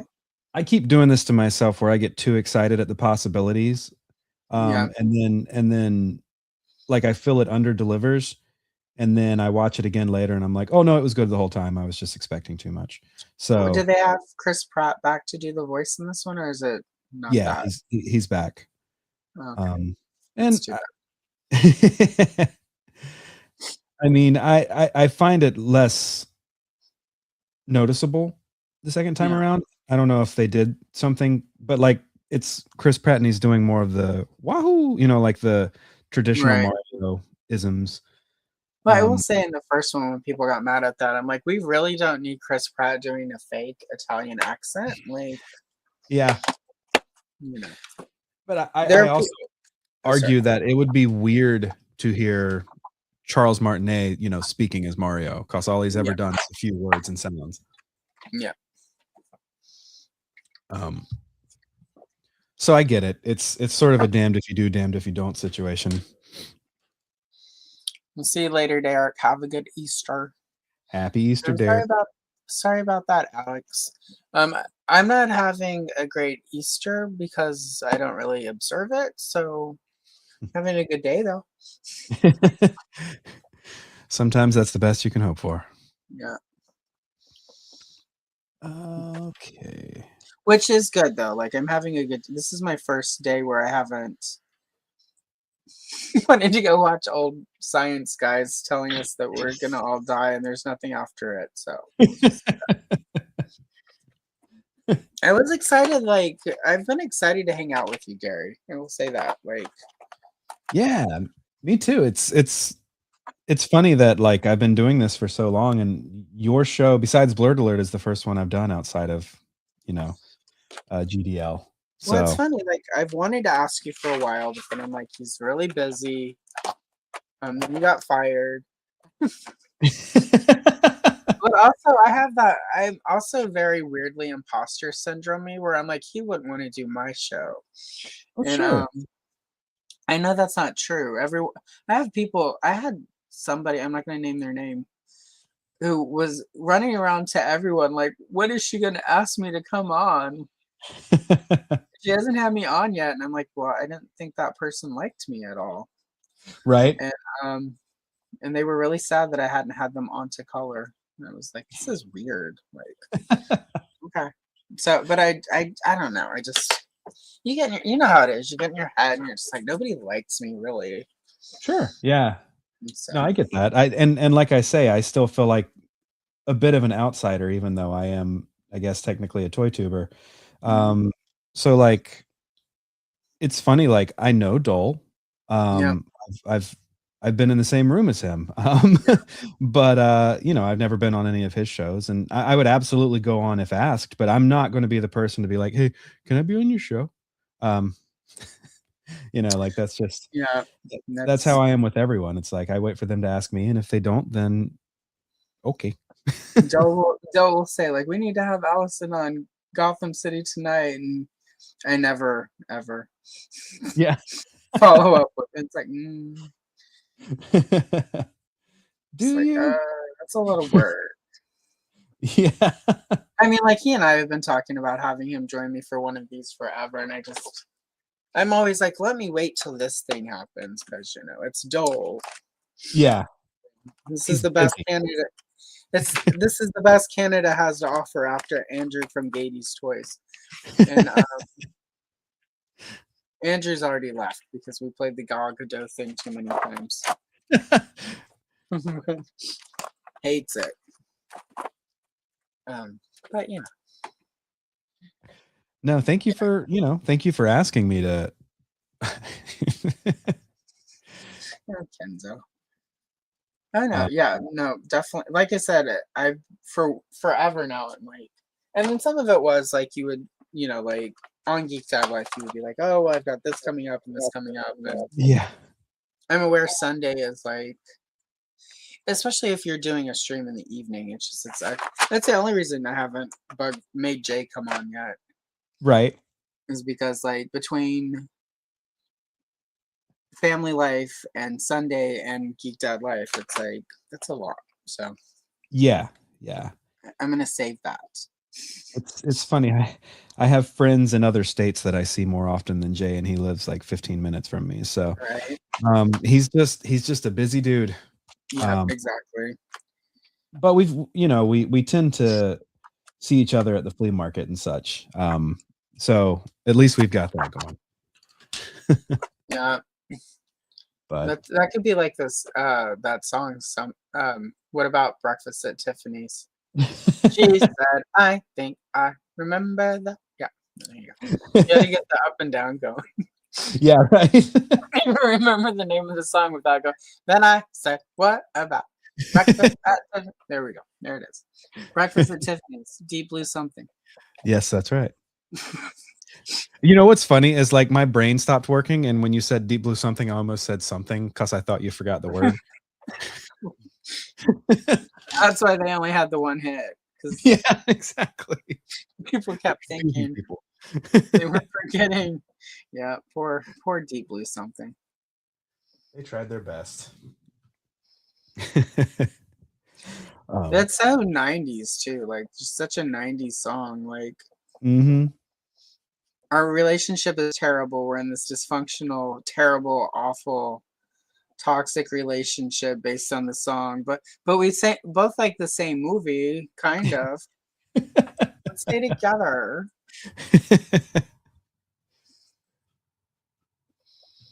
Oh boy. I am not putting these back in the order she had them. We'll see if that was a mistake. It can be, and sometimes not so much.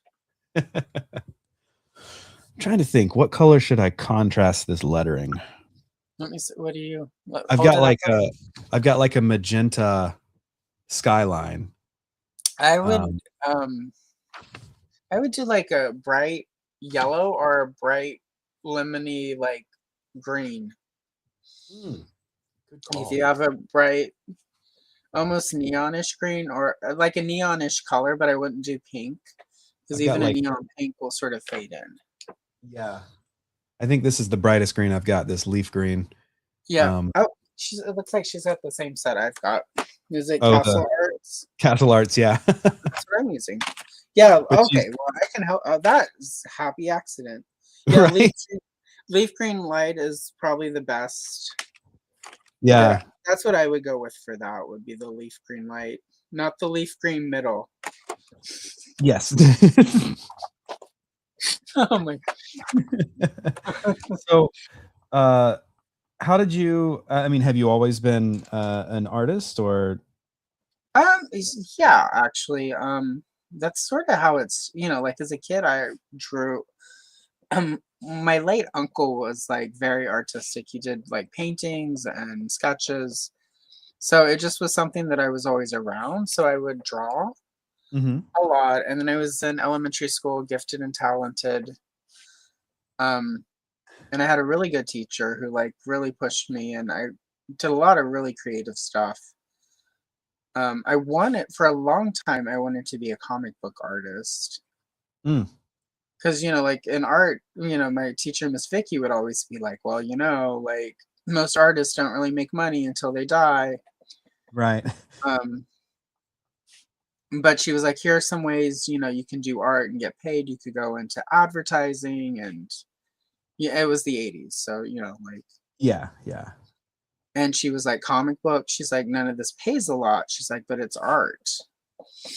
And it was, you know, and this was when I really got, you know, started with like Crisis on Infinite Earths. George Perez is a huge inspiration. And right around the time at DC Comics, Colleen Doran started getting work, and she was like at the time 16 to 18 years old, and a girl. Yeah. It's like, oh my God, I'm one of her, like I pay for her Patreon. So, you know, like I still love her and her art that much. I love that. And you know, so, but you know, and then like sort of the 90s comics thing happened. But once I got into college, I took a couple art classes, and I had the wrong man as my art professor, who was just convinced he was right about everything. Right. And I'm not very good with men like that. And you know, like I can sort of smile and nod like in this day and age, but at the time, as somebody who my parents were very young and not very good with boundaries. So I would be 5 or 6 years old, and people would come over, and I would, if an older person, generally men, would interrupt me as a child, I'd be like, you can shut up now so I can finish talking. And they would look at my parents like, oh my God. And my parents were just like, you wouldn't shut up. She was trying to say something. So my parents were like, I had one teacher who was like, you need to call me yes, ma'am. And I went home and told my mom, and my mom was like, well, do you respect her? And I'm like, no. She's like, then you don't have to call her ma'am. Oh, hell yeah. Just say yes. She doesn't like it. She can talk to me. Anyway, I got moved out of that classroom into a classroom with a teacher who was like, you know, she got yes, ma'am by the end of the year. She earned that yes, ma'am. Anyway, needless to say, bad boundaries, but very helpful. Anyway, though, I got into college, and I was like, I'm paying you a lot of money to take this class. I don't like your attitude, mister. And he was like, you don't need to like my attitude. I'm like, well, good, because I don't. And it was something it was, because I'm not opposed to the idea that everyone needs to learn form, right? Like, there are basics to art that everyone should know. I'm one of those people like now who's like, well, if you don't know the basics, your art's not going to be very good long term. But it wasn't even, it was just this, it wasn't even that, it was just that he was like convinced that unless you did it exactly the way he had done it, you weren't going to be good at art. And my point was, you're a college professor. You haven't done a show, you know, he's like, I haven't done a show in years. I'm like, nobody wants to see your art. Nobody's paying for your art. Right. So maybe your way isn't very good. And again, you know, I was like 20 at the time because I took a year off between high school and college. So at 20 in the 90s, in my silver skirt, full of attitude, you know, right before Riot Girl really blows up. This was just not the time to fuck with Allison. There's my second F, but we're almost done, so it's fine. And it was one of the, I may or may not have thrown my sketchbook across the room. Oh. So I did drop that class, but it was probably before I got kicked out of that class. But after that, I was just like, you know, like, F this, F the man, F art. I'm going to do my own thing. And then I worked at Blockbuster for like 5 years. Got that manager money, got, you know, like I was making adult money without adult responsibilities, really. Like I had an apartment, but I had a car that had been given to me that was free. I didn't have to pay my own insurance. You know, like at the time, like my apartment, it was a 3-bedroom. There were 3 of us sharing it. My rent every month was $100. Oh, wow. My share of the utilities was like 20 for electricity, 15 for the phone. The apartment complex paid for water. So like my grocery budget was like $30 per month or whatever. And you know, like that was a lot of food in the 90s. Yeah. So there were a lot of toys and a lot of CDs and a lot of books. So I sold out, you know. You know, and I got subscriptions to like Rolling Stone and Entertainment Weekly and vicariously lived, and I got like Smithsonian Institute magazine, and I felt like I'm very cultured now. Yeah. So, and then, but also just I wasn't feeling inspired doing art because I didn't know what I wanted to do. Right. Because wanting to draw comic books is very much sort of a childy thing. And I sort of realized I don't have I write a lot more than anything. And I, for a while, tried to do an online comic, but again, I just didn't have I didn't have the chops at first. As I, had a schedule and I worked every day, I slowly I got better. Like I was doing really good at the end. But it was just at that point where the internet hadn't really blown up unless you were doing super niche comics. Right. I was like, fine, I should find all of those. But anyway, and I sort of just stopped. And then during lockdown, I found a bunch of my strawberry shortcake coloring books that I bought on eBay. Like first things I bought on eBay in like 1990 were a bunch of vintage strawberry shortcake coloring books, and I had some adult coloring books somebody gave me. And people were doing coloring book stuff on the internet, but it was all adult coloring books. There was nothing vintage. And I was like, well, I'll make that. Like, I should do something with that. And here we are. Yeah. And I knew I wanted to do toys and stuff, but I wasn't like, my channel is just weird. So anyway. No, I mean, I think this is a really cool thing. It allows you to have conversation. It's low stakes. I think coloring is a way to make someone immediately comfortable, right? Because we just kind of default to that younger version of ourselves. And so, yeah, no notes. Keep doing what you're doing. Oh, yeah. No. And I'll definitely harass you in the future to come back. Yeah, I'd love to. I like having the same couple of people over and over. It's very insular, but whatever. So sure. All right. Also, this community isn't that big, right? Like it's you kind of have to repeat guests. Yeah, a little bit. Well, that was why it was exciting when Quick showed up. I was like, oh my God. Yeah. Somebody new is here. And same with you. I was like, oh my God, it's somebody new. Like. All right. I was just making notes of what pencils I used for everything. Yeah, we are about to hit 2 hours, so we should probably. Oh my goodness. One. Not under my name, I don't. If you find Brenda Whitecox, I'll let her know. And thank you, Tony of Tony's Figs, for the $5 super chat. Muchly appreciated. And Tony often comes and hangs out, and we call it. And we're right now trying to figure out when he'll come back. And I think we're going to do Marvel next time he's here. So thank you, Tony. I appreciate it.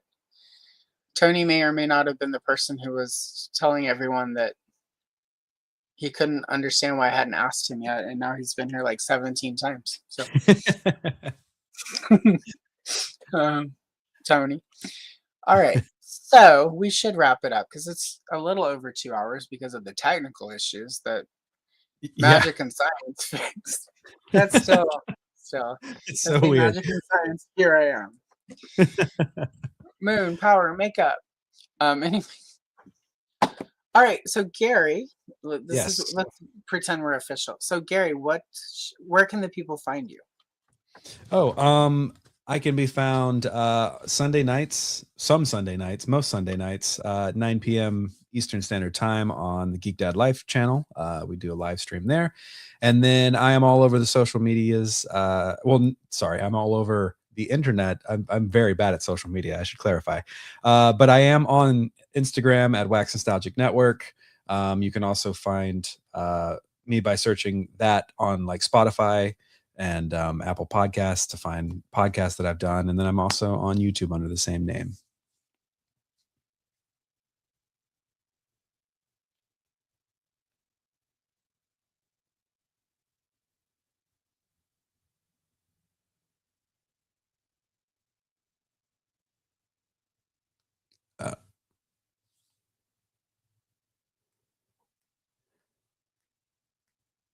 Are you there?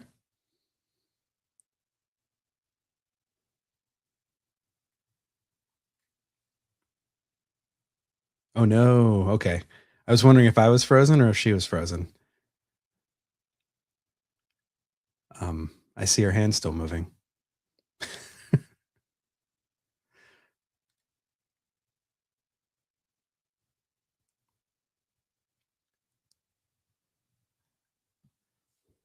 I guess I'm taking the reins. So this was very interesting, having to do this and not like to read the comments and also color is even harder than reading the comments on GDL. So Shiny, I just saw your comment snuck in late. To say damn it, Gary. So thank you for saying damn it, Gary. um oh, I don't know. I don't know if I can end this. So the problem is I'm using her streaming service. So even if I jump off, I think it's still going to continue to go. Let me see if she's messaged me.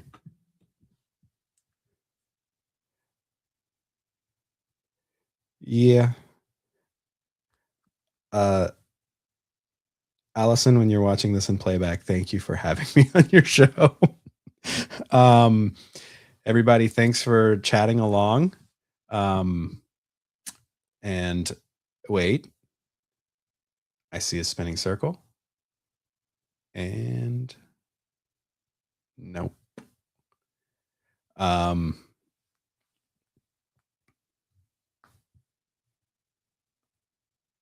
don't know what to do. Trust me, me tap dancing will be worse than what's happening right now. Let's see. Yeah, she hasn't messaged me.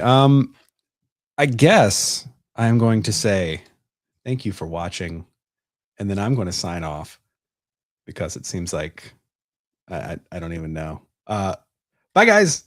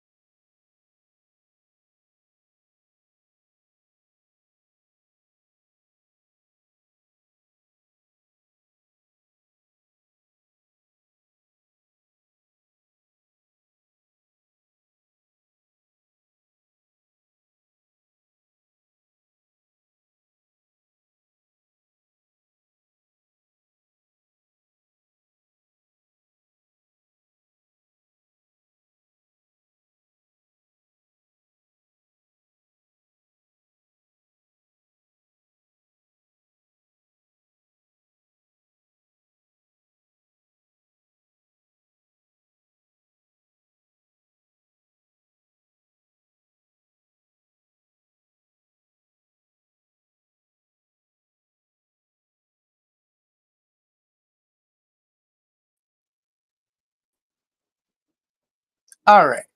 All right. Hey, I'm back in heaven. I don't know if anyone's still here, but Yeah, no, I'm back in heaven. Sorry about that. Yeah, I guess I shouldn't play Science and Magic again. Anyway, so I'm sure you told everyone where they could find you. yes, yeah, and then I awkwardly Oh, stammered Gary. through. I forgot to actually show my finished That's product.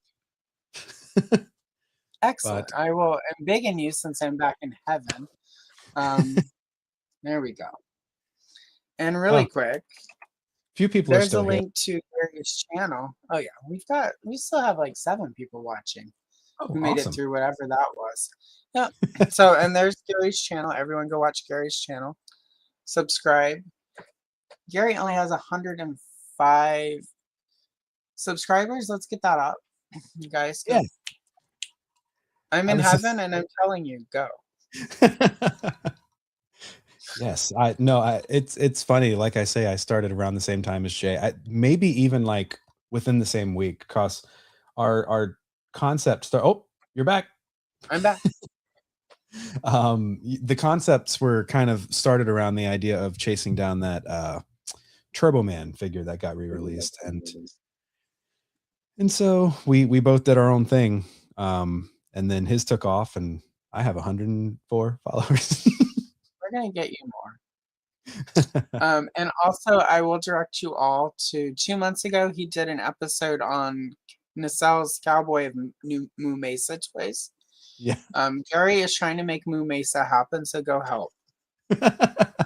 Go help make Moo Mesa a thing. So then I have to eat my words. I mean, the fact that those three things exist is still beyond me. Yeah, right. All right. We should escape before more tech issues happen. Really quick for everyone, next week and I will be here doing a solo stream. My birthday is this month, so there will be a special Saturday night birthday stream of Retro Cavalcade, and then we're gonna roll into. I'm gonna take over Oz's Clubhouse. And if you're around, I'll send you info, Gary, if you want to pop on at any point for the extravaganza. You can. Sure. Yeah, that'd be fun. And if it's a Saturday, so if you're hanging out with Elvira and Captain Kirk, I get it, right? Yeah, I'm Moby. traveling a couple. Yeah, it could be Moby. You never know. He just shows up and performs without being asked. I am traveling a couple weekends this month, but if it works out, happy to pop in. No, I'll let you know. Cool. Tomorrow, everyone, there is a 1985 mask coloring book, flip through and coloring on 9:30 a.m. Pacific Standard Time. And then on Wednesday, I'm doing a rare figure review / history where I kind of roast my 1997 Starship Troopers Denise Richards figure. So, and the title of the video, just so you guys can know, is this 1997 Starship Troopers Carmen Ibanez the worst action figure I own? There we go. I think I even did the exclamation point and question mark. So, do you own the Tom Cruise Mission Impossible action figure? I don't, because it's Tom Cruise. I mean, it's taller than Tom, so. Yeah. Because that's probably the worst action figure I own. Well, that's also, though, like, done in a way to get around the fact that he won't allow action figures to be made of him. So. And that's understandable, I guess. Because they'll be, well, if it's going to be about the same height, like, yeah, I can get it. Poor Tom. Yeah. Classified scale, he'll be the size of a classic G.I. Joe. Or, well, he'd be like Carrie Fisher size, like whenever they move to that point, and yeah, where they're like, we need to make these the actual size. It's like, bitch, they filmed her from a certain direction, so you didn't realize she was only like 5'1". Stop it. Anyway, all right. On that note, we're gonna leave you guys with the most burning question that I've had since 1984. No, thanks everyone. I haven't made up my mind yet. Incidentally,